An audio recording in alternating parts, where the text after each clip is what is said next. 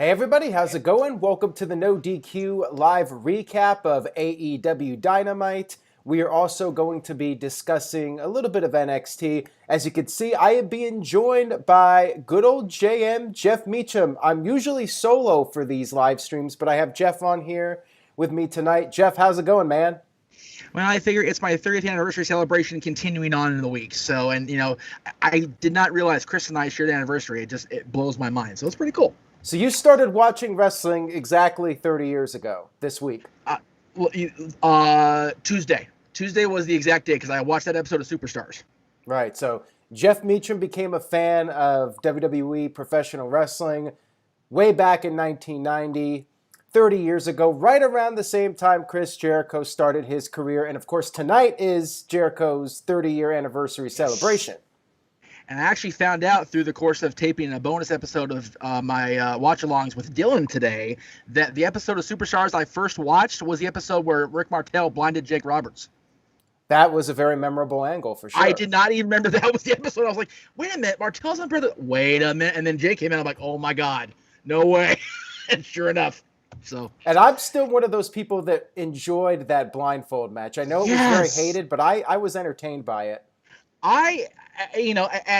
Just turned 8 years old. I enjoyed the hell out of that match. It was hokey as hell looking back 30 years now, but back then it was amazing. Oh, Caleb Jacobs sent in a $1.64 super chat. Thank you for that, Caleb. We appreciate it. Thank you, sir. And since I'm doing this on Skype, the super chats and some of the comments will be up on the screen. If you guys like this format, if you want Jeff on, if you want me to have other people on, let me know in the comments and give this video a like and share it. If it gets a lot of views and a lot of positive feedback, I'll keep doing this format instead of just doing the solo videos. I have nothing to do. Say yes. There you go. Listen to good old JM. I'm bored over here. Well, Johnny Boy says, please tell me you will be together during the draft. Maybe. Why not? At least for SmackDown. Raw might be a little tricky because of the time.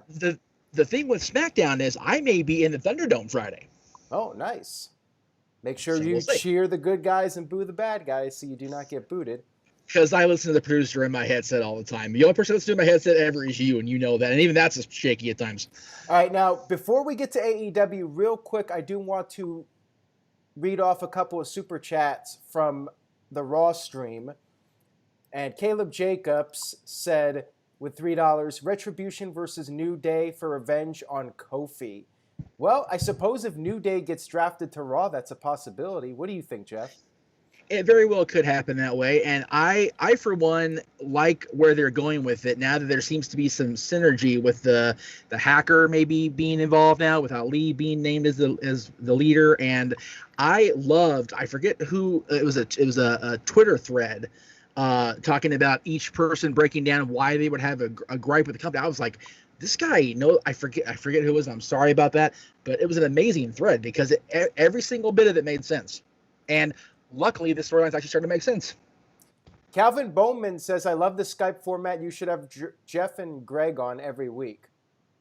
I have no problem with having Greg on. It's a matter of Greg being busy because he's busy redesigning the Jeff Meacham Network logos as we speak. Okay, very nice. Thanks for a little bit of inside news there.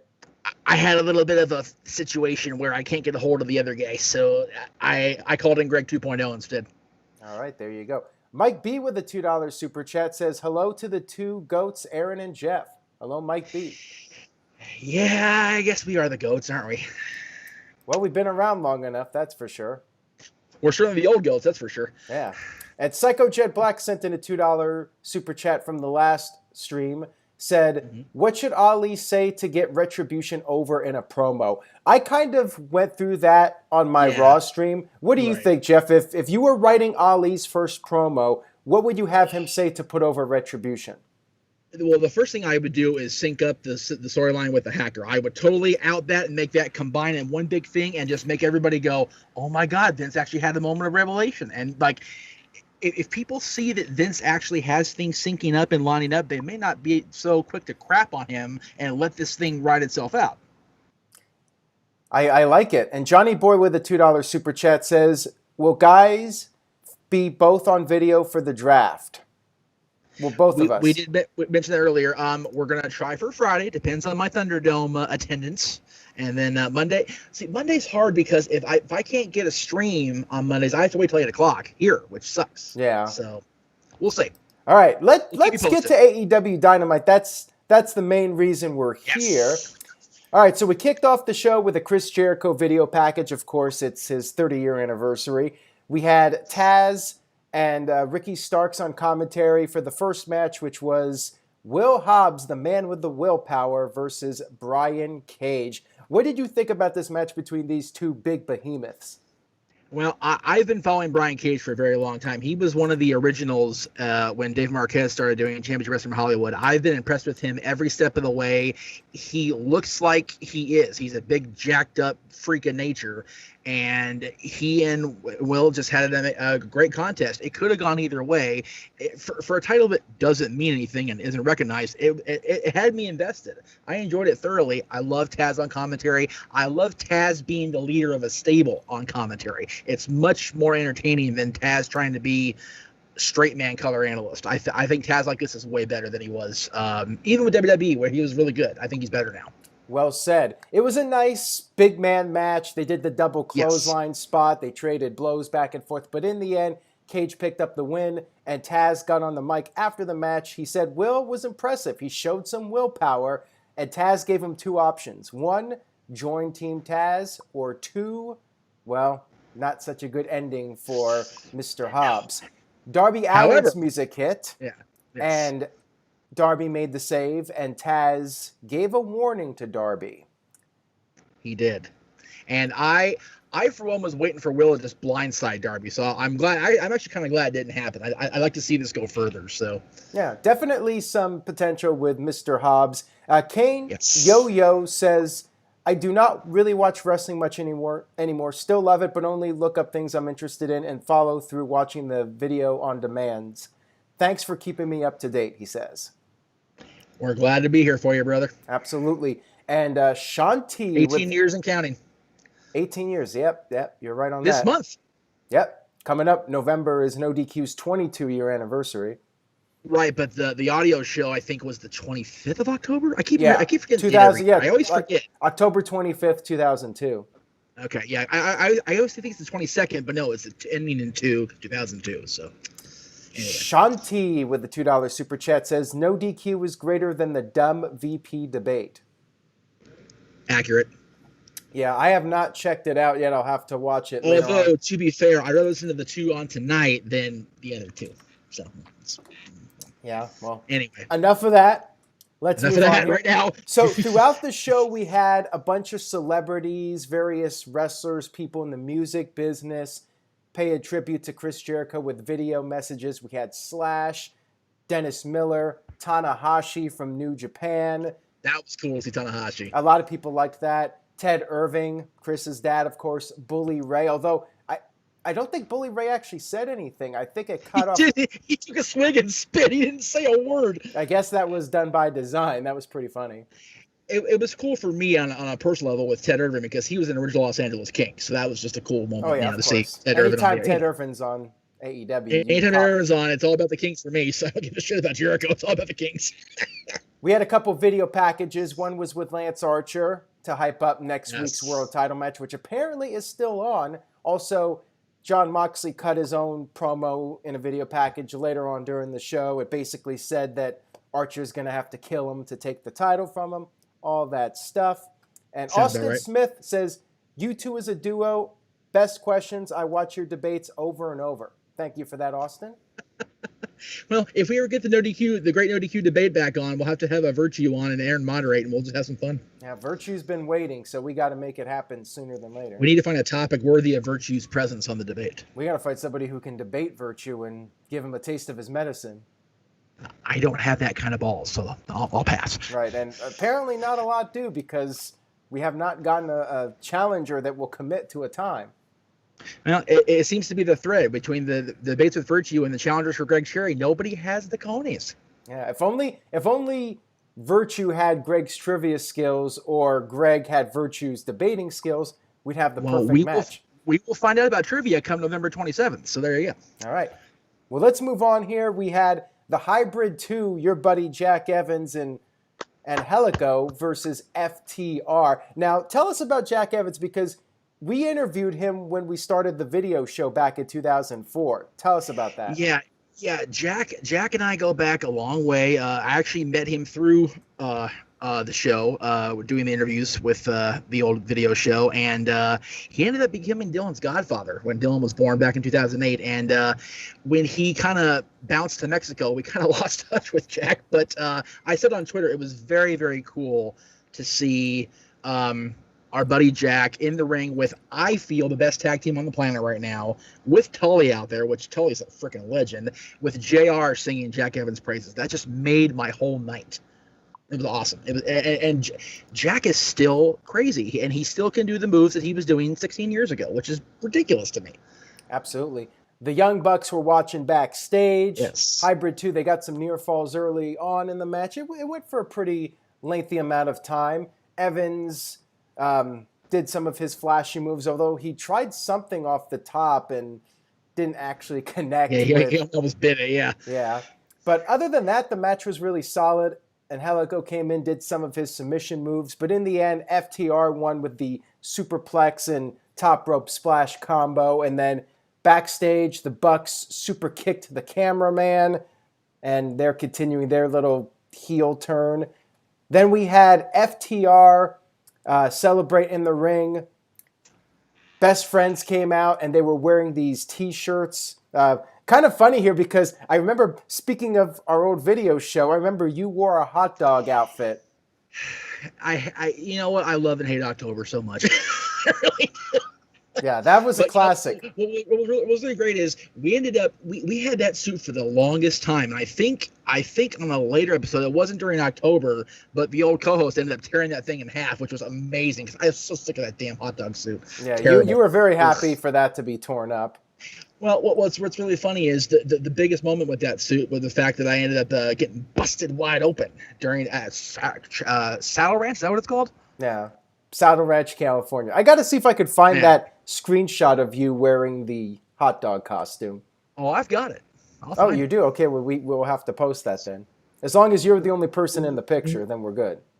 I'm definitely the only person in the picture, because you zoomed in on the close-up of my head after I got knocked out. So. Oh yeah, well, I was hoping for like a full body picture with the whole suit. But anyways, this is what we had with these T-shirts. FTR were in these hot dog outfits.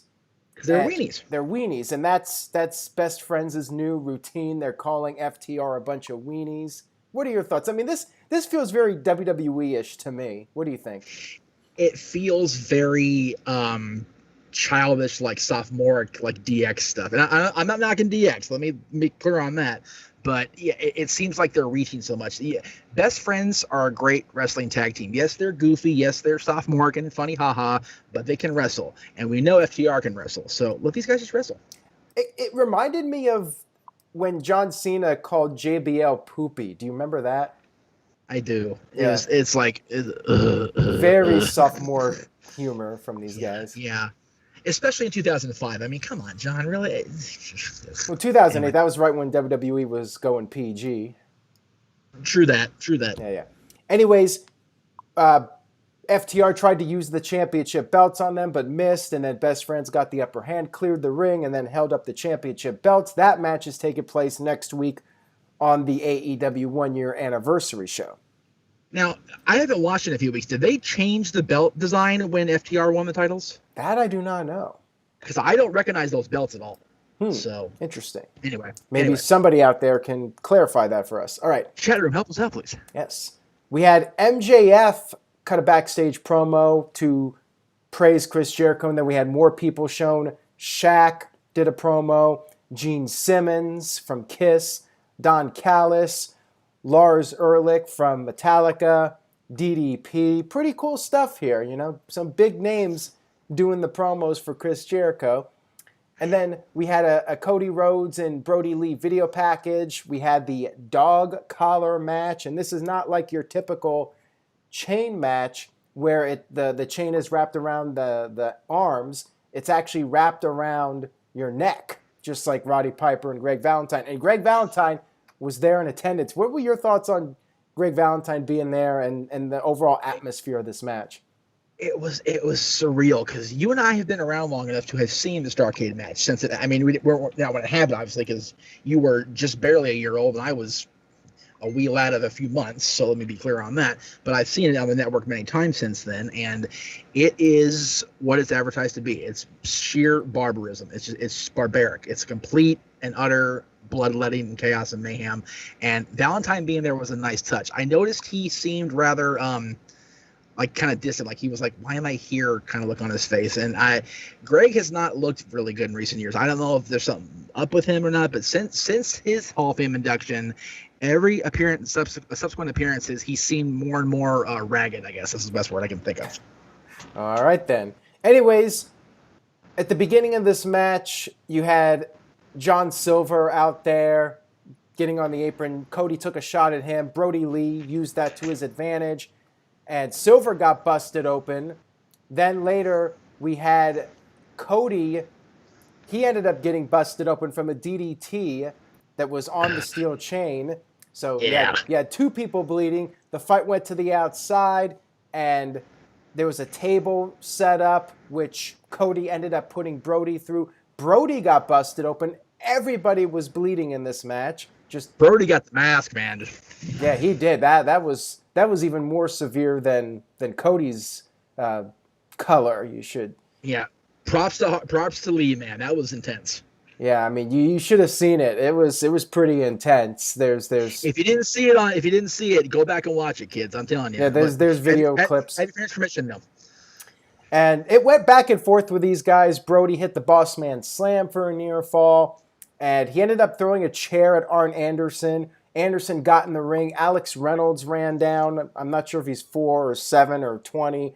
One of the Dark Order guys came in, got hit with a spine buster, and then Brody ended up punching out Arn, and Cody started acting like Popeye. You know, instead of the spinach, you hit his best man, his friend. Speaking of best man, where was Miro on this show? No Miro. Or did I miss him? Nope. There was no Miro, no Kip, no Penelope. That made me very sad. But anyways, Cody made his big comeback. He started wrapping the chain around the face of Brody Lee, which I thought was a great visual. This match had a lot of really memorable visuals.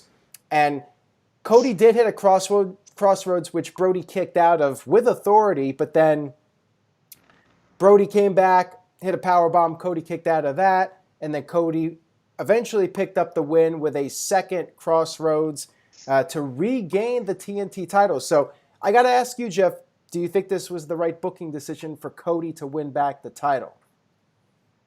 It depends how next week goes. If he defends against Cassidy successfully, then I'll make a decision then. If he loses, I don't know if it's the right call, only because Cassidy couldn't beat Brody Lee for the championship. So if he beats Cody, what does that make Cody look like? It hinders his booking greatly. And I need to ask you before we move on to the next thing, does anybody out there know if Arn Anderson hit a spine buster between 2010 and 2019? Let me know if so, because if so, he had one spine buster in 2002 during that decade, and then he had one tonight. So he's good until 2030 now. He can't do any more spine busters. Oh, he's not allowed. Curtis Butler says in the beginning of the show, Miro and Kip Sabian were playing a video game. I think I saw this now, but I didn't know it was Miro. I thought it was just two random people. I missed the first couple minutes, so I don't really know. Wow. So what are they doing with Miro? Ugh. You know what? We're being awful judgy. It's like, what, week 4? Breathe. Let it play out. Give it time to breathe. Yeah, breathe, brother. It's okay. Mike B with a $2 super chat says, no Miro made Aaron a sad panda. Yes, it did make me a sad panda, as a matter of fact. Do they even have pandas in the Michigan Zoo? That I do not know. Last time I checked, find out for me. I know they had. What was the animal? Here's a trivia question. What was the animal that George Steele was looking at when he was being interviewed by Mean Gene Okerlund? Or were there multiple ones? I've never seen that episode. I don't know. Well, there you go. There's a question for you to stump Greg. You got to have a trivia question about the Detroit if he's not Zoo. watching, which he might not be. I don't know. I don't think he is. Anyways, well, Oh, we'll come on, see. Greg. We'll see. We'll see if he leaves a comment. Everyone be quiet. Shh, don't tell Greg we mentioned him. Let's see if he actually comments on it. All right, so anyways, I thought this match was fantastic. Great Yes. old school, Yes. violent match. It felt like a real fight. That's what I love about wrestling, when I could suspend disbelief, and I really think these guys are beating the crap out of each other. They pulled it off very nicely. I have no problem with Cody winning back the title. I know people are like, I don't oh, either, Brody's for now. getting buried and Cody's just pushing himself. Cody, Young Bucks, Kenny Omega, they are legitimately the biggest stars in AEW. They are the reason AEW is a thing. Their star power, they drew the crowd to All In. They should be utilized in a top spot. Eventually, they should be putting over other people, but I think right now, when you're trying to build the brand, you want to push your legitimate biggest stars. But of course, they're afraid that people are going to be like, oh, it's like Jeff Jarrett in TNA, just the guy who runs the company booking himself as champion. But I'm okay with it. Cody is so damn good, and he cut this awesome promo after the match, very emotional. He said it was great to have the audience there, and he said even though he got rid of the blonde hair, he's not going dark. He is going to be sticking with the people until the very end. He's not pandering. It's his life's work to be a pro wrestler, and he wants to defend the title next week for the anniversary, and that's when Orange Cassidy came out, as you mentioned, and they will be having the match next week. Any final thoughts on this? Well, just a couple things. First of all, when you mentioned how it felt like as a fan, I really felt like I was seeing an NWA presentation from like the Crockett era, because you had Tony and JR on commentary, you had a Rhodes family member in the ring, you had a dog collar match. It's just everything felt like when we were fans growing up, I mean, even before we were fans, when we were still little babies. But it was really cool to see the old school presentation. And I will say this, not to give anybody else a cheap plug podcast wise, but for those of you people that think Brody's getting buried now because he lost one match, listen to JR's podcast with Conrad Thompson, listen to Eric Bischoff's, listen to all those Conrad Thompsons. One loss a bury does not make. Well, I mean, relax, kids. Yeah, listen to the podcast from the guy that works for AEW and the guy that is on good terms with Tony Conrad does not work for AEW. I'm talking about JR, not Conrad. I understand it, but what I'm saying is they have the perspective that, they've been around long enough to know that a single loss doesn't make a burial. Now, if Brody Lee keeps losing consistently to people he shouldn't be losing to, then you have a conversation about it. Although, to be fair, I think JR is one of those guys that's not going to bullshit, and he'll speak his mind whether he agrees or disagrees with something. I'll tell you what, listen to JR's podcast now is like listening to Bob Saget post Full House. You go, whoa, hey, I didn't expect that out of JR's mouth. So put it that way. And we would like to wish Michael Wayne a very happy birthday. Happy birthday, sir. Yes. You got to sing him a birthday song? I might sing if you guys get the view count high enough tonight. How about that? All right. What is the view count right now? I'm on this app here, and I do not have it. Well, I'll tell you what. No, forget it. I'm not doing it. Okay. I was considering it, but nah, I'm not going to do it. Do it. Nah. Do it. There was another comment. So apparently at the 2017 Starrcade event, the house show, Arn did a spine buster to Dolph Ziggler. Okay, so he's had one spine buster in each decade since he retired. So he can't do any more until 2030 at least now. You're on notice, Arn. All right, let's move on here. Behave yourself. We had more people. Well, actually, we had more people announced for the upcoming tournament to determine the next number one contender. That'll be at Full Gear, the final match of the tournament. Wardlow's in it, Colt Cabana, Adam Page, and then Kenny Omega, who was announced the other week. He was interviewed. He talked about his history of winning tournaments. Every time there's a tournament, he wins it. He's very confident. And I feel like it's going to be Adam Page and Omega as the final match. I mean, that seems to be the obvious direction, although they could swerve us. What do you think? I think if they don't go Page and Omega, here's the thing, to quote my T-shirt, which is still available at the Pros and T side of things, if you want to deal with that bullcrap shipping. Omega and Page seems like a match that should be saved for a major show. Full Gear's a major show, so why not? Why not pull that trigger then? Hell, pull a V trigger. But I like the booking if they do it that way. I'm not sure I'm sold on Kenny being the aloof, cocky prick yet, but we'll see how it goes. All right. Next up, we had Big Swole versus Serena Deeb.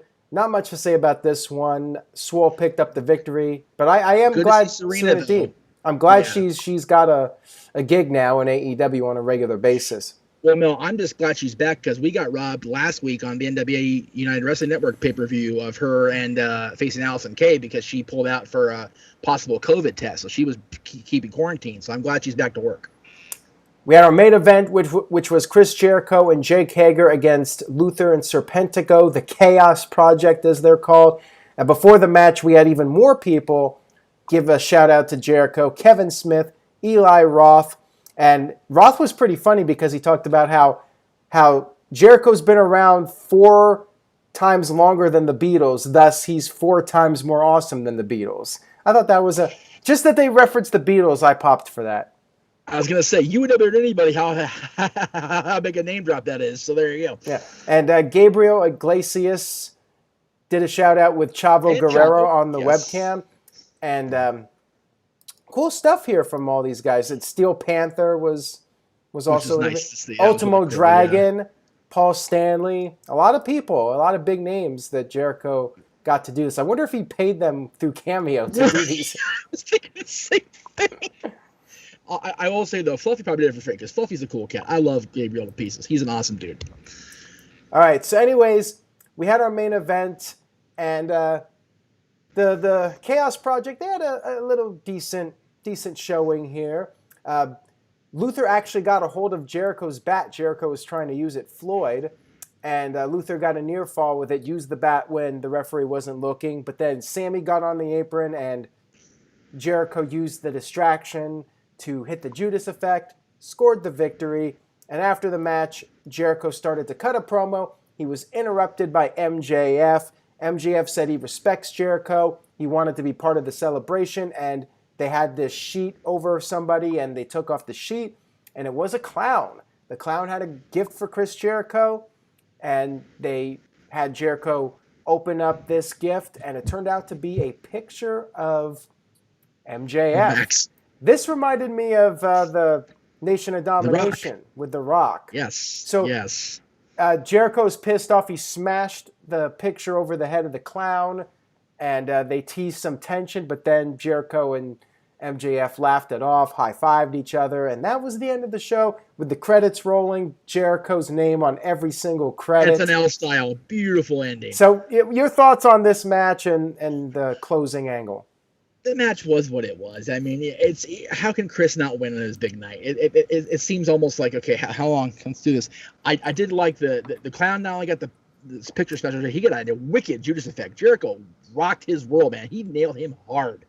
The thing with Max and Chris, that was funny. Are they gonna fight? And then they did the haha, and then they actually rolled the credits with the SNL style music, and it was just so funny.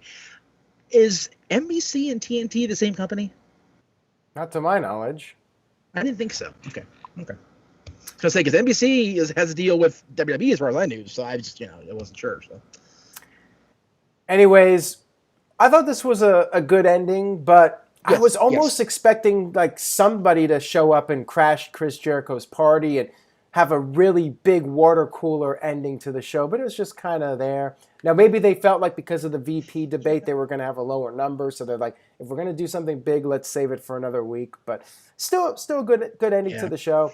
And overall, I enjoyed AEW. I give it a solid B. I thought the dog collar match, must-see, pay-per-view quality. Your thoughts? What would be your letter grade? I would say B+. This is the first time I've made an effort to watch Dynamite at 8 o'clock Eastern to make sure I was able to, watch your review because I wanted to, hear what you had to say. And then the more I thought, let's be on with it and hell with it. Was there no Lance Storm, by the way, as far as those video packages? I thought I saw him, but maybe not. I didn't see Lance, but I didn't catch the entire thing start to finish, so I may have missed him. Well, I'm not sure what happened there with Lance Storm. You would think he, of all people, would be on. I can imagine he wouldn't be here of all people, right? By the way, on Chris's podcast recently, they had him and Lance watch along their first match. And there's some YouTube link to you can watch the video of the match with Chris and Lance calling it. That's pretty cool. So, We got a lot of good grades here for the show. Mike B with a B minus, Kev with a B, Mohammed with a B, and Jeremy Dorset says A minus for both shows. Now, real quick, we'll talk about a couple of the big stories coming out of NXT. Didn't seem like a super noteworthy show, but there were a few things. So Ember Moon is back. Talked about how during her time off, 14 months or whatever, she found the real Ember Moon. She wants some gold. Io Shirai came out, and then Rhea Ripley interrupted the festivities. She got jumped by Dakota Kai and Raquel Gonzalez. Big brawl. Regal came out, made the main event, which was a tag team match.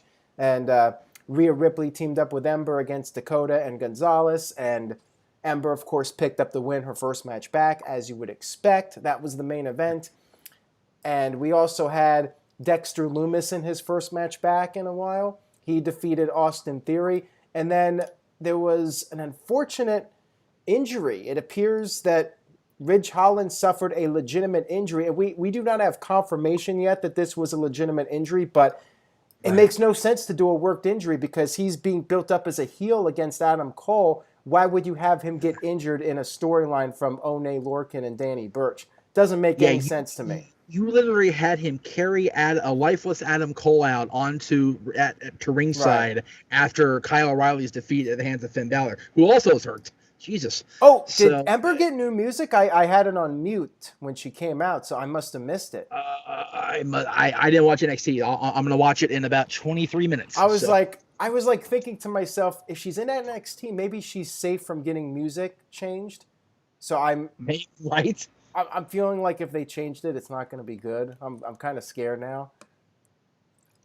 Yeah, I actually liked her music. I thought it had a great beat. It had a good the beat of the music was good. The lyrics were catchy. I liked it, and the way it flowed, it was a good accompaniment to her presentation. Oh, yeah. So. CFOs, for all the crap they get about the themes being looped, they've produced so many good songs. From Robert Roode to Nakamura, Sasha Banks, Ember Moon, Keith Lee before he got so many badass songs. And let me just say, I am glad Robert Roode is back on TV, man. I missed him to freaking pieces. I mean, if they change his music, he's dead because that's like his claim to fame in WWE. If they change Glorious, there will be a nasty Talk Wrestling rant on that Monday. I promise you that. Yeah, so I'm going to have to watch back on that and see what happened with her theme song. I'll let you know at the top of the hour. Yeah. Really unfortunate about Ridge Holland. I mean, he was in the midst of a big push here. Yeah, again, I can't imagine it being a work injury. Like I said, he carried Adam Cole's lifeless frame out to dump at the feet of the Undisputed Era on Sunday, so it can't be a work injury, which is screwed up beyond belief that he's hurt. Yeah, for sure. Anyways, make sure you guys stay tuned to NoDQ.com for the very latest regarding that. Not sure if it was a leg injury or knee. Something happened, and he was catching. I'm not sure if it was Lorcan. It might have been Lorcan. One of those guys he was catching from a dive, and it did not look good if you watch back on the replay. Well, it's like I said to you in the chat when you told me about the news. It's like, the escalation of risk in times of war. It happens in all facets of life. In real war, weapons escalate, people get hurt. People they're casualties. There's a ratings war. Regardless of what WWE wants you to believe, they are battling AEW every single Wednesday night for viewerships, and they're trying to outdo the competition that has consistently kicked their butt for the last year. So, they're going to have guys taking risks. Is it worthwhile? Obviously not in Rich Holland's case, but if the move hits and everybody's safe, then it's like, oh, wow, I didn't see that on TNT, but I saw it on USA. Let's watch here. So it's a vicious circle. All right. Well, Jeff, since I have you on here, real quick before we sign off for the night, how about we give a few predictions for the draft or a few wishful thinking draft moves we would like to see. So anything you would like to see and any predictions as do you think we will see? What are your thoughts? Okay, well, so is it just between Raw and SmackDown, or is NXT involved as well? I don't believe NXT is involved. I think it's just Raw and SmackDown, but I could be wrong. Okay. The first thing I would do, and the first thing I would have done, is have the draft be after Hell in a Cell, because having it during the Hell in the Cell storyline build-up is stupid. Yeah. Very, very STOOPID stupid. I agree. However, even though they are, I would still move the champions, the world champions. I would move Drew to SmackDown, and I would move, Roman? God help me, Roman. Thank you. God, sorry, Roman. Sorry, Paul. To Raw. That way you have fresh competition for both guys. Because Roman, now, if they're gonna do what we're thinking of doing, they're gonna build the Samoan dynasty on SmackDown with everybody rallying behind Roman. Bad idea. If they're not gonna do that, then a move is the best thing, because that way both guys get fresh meat to be served on a monthly basis on pay-per-view. Yeah. I would also finally do what I've been saying for about 6 months since both teams became champions, and consolidate the tag titles. I would. I would. I don't know if you draft one team or another, but whatever. I would have one World Tag Team Championship team for the whole brand, for the whole company, like the women's side. I agree 100% on that. Now, I think that Roman will probably stay on SmackDown just because SmackDown has more viewers at this point, and Fox is the more important of the two TV deals. Thus, I think they are. Yes. Yeah, they're going to keep Reigns there, but I could see a few big changes, like AJ to Raw because of the whole Paul Heyman thing. I was going to say, if Roman's staying, AJ's going. One of those two is moving for sure. Yeah, I think it's going to be AJ going to Raw. And as far as some of the other people, Shorty G, I could see he should really just go to NXT. Honestly, there's no point in keeping Chad on the main roster. He's a solid, consistently good worker in the ring. He'd be better served being in the contention for the North American title, or hell, the Cruiserweight title even. The Cruiserweight title needs some serious infusion of blood. It really does, because I can't recall the last time I actively watched 205 Live. Sorry, Noah. Sorry, Cindy, but I haven't, and I had no desire to. Yeah. So. And I think it's pretty obvious Strowman's going. Yeah, I mean, what more can you do with him on Fridays at this point? And he's been on Raw the last couple weeks anyway with the Underground, so yeah. it's kind of a like duh. And I could kind of see maybe The Fiend and Alexa Bliss going over to Raw to feud with Kevin Owens and keep that going. I would actually not mind seeing that based on what happened Monday night. I'd like to see a Kevin Owens Fiend feud, and I haven't been on camera a whole lot talking about topical stuff, but I absolutely love what they're doing with Alexa Bliss right now. I think it is such a fresh new thing for her, because she's been the perky cheerleader, the goody two shoes for a little bit, and then she became this sinister witch from hell for the last few years, and very arrogant and very full of her own stuff. And now we're seeing a side of Lexi we haven't seen before, and I love it. Yeah, and going off of last week, I could see John Morrison go into Monday Night Raw. Mm-hmm. Yeah, I to be fair, I haven't watched a whole lot, but I honestly was surprised they put Miz and Morrison back together so soon. So if they split them up, not the worst thing. And it looks like Andrade and Angel Garza are no more. I could see Andrade going back over to SmackDown where he started out. I honestly, it depends on where Charlotte ends up when she comes back, because I have a very good feeling they'll want to keep the two of them together. That way there's they're both dwelling together anyway, so less chance of a COVID situation. Yeah. So Jose Garza says Fiend and Aleister Black teaming up with Alexa, making a little faction. I would not be shocked though if Aleister ends up going to SmackDown. I could see that happening too. Again, there are so many talents on both shows that we're not even mentioning because they haven't been used in a year that, could use a fresh start too. But yeah, Aleister, okay, once they did the thing with Aleister and Rollins and Aleister came back and just beat the snot out of Owens for no reason, like, okay, what do you do with him now? Yeah, maybe Sheamus to Raw. He hasn't been doing much on SmackDown lately. I would honestly, here's what I would do, and this is going to sound weird coming from me being a pure wrestling fan. I would give the unified tag titles to the Street Profits and put Cesaro back with Sheamus. I would like that, but I don't feel like that's going to happen, unfortunately. You said wishful thinking. That's what I'm doing, okay? Hey, you're right. I follow orders, boss. Jeez. There you go. Killing you, Smalls. Yeah. Killing me, Smalls. Kill him. And I actually had to look at that ginger kid anyway, so it works out. I get the beard and everything. Yeah. I honestly would not mind seeing Nakamura on his own for a while and actually getting something substantial to do.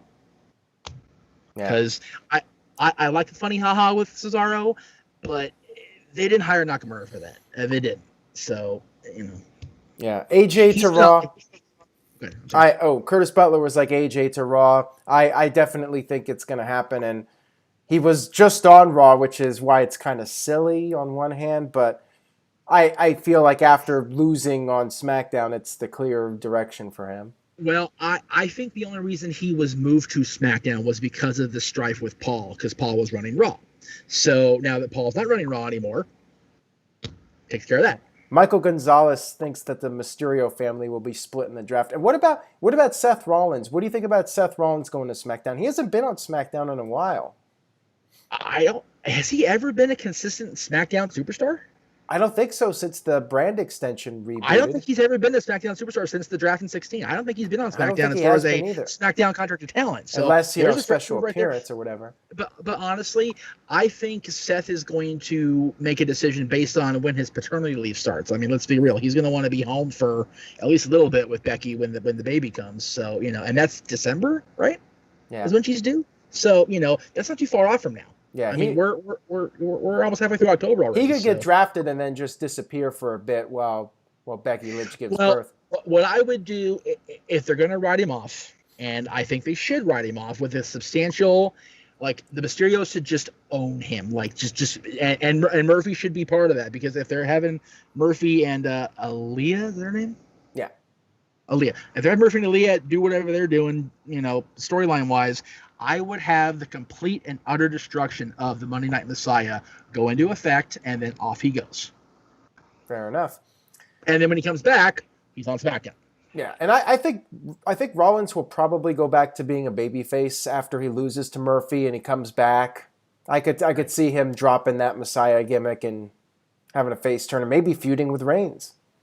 Well, exactly. That's what I'm saying. If they have the Mysterios and Murphy just completely destroy him once and for all, destroy this horrible Messiah within him, then when he goes away, he becomes a father, he sees the light, he comes back to SmackDown and tries to take down the Roman Empire.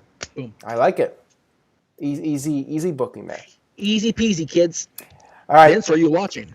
So we'll go ahead and wrap this up. Thank you for being on tonight, Jeff. Again, if you guys liked this stream with Jeff being on, if you want me to do more streams with Jeff, if you want me to bring in guests on the other streams, leave a comment. Let me know. I'm going by your feedback. Your feedback is very important to me. The more thumbs up, the more views this video gets, that will influence my decision. So the power is in your hands, as they say. The power is yours. The power is yours. People in the chat saying they want more Jeff. So, a hero. Jeff, give us your plugs. YouTube.com/Jeff Meacham, Anchor.fm/Jeff Meacham Network, Teespring.com/store/Greg Cherry Brand coming soon, because my Teespring is a wasteland, and I'll leave it at that. All new logos. Actually, Greg sent me a text. He sent me the logo, the new TW logo, as we were recording this. So I will be premiering that on let's see, Friday is Dad's. Monday's Talk Wrestling will have the new logo in place. Sounds good. It's about time. You've had that one for like a decade. Well, the one we've been using, the red and black logo that Paul designed, we started using that, I want to say, at the very end of my run with you in 2011, because we had the one that we used with the Bob's logo. That was the old yellow and gold, the yellow and red logo we had for the longest time that Paul also designed. But it's been at least 7 or 8 years since we've had a new logo. So there you go. Very nice. And of course, guys, make sure you stay tuned to NoDQ.com for all the very latest. And hopefully we'll have some updates regarding Ridge Holland. I'm sure we will very shortly. Find out what happened with Cody. You can check out footage from the match over on NoDQ.com. And that's it, everybody. I hope you guys enjoyed the stream. Take care, everybody. Be positive and stay safe. We will see you guys next time.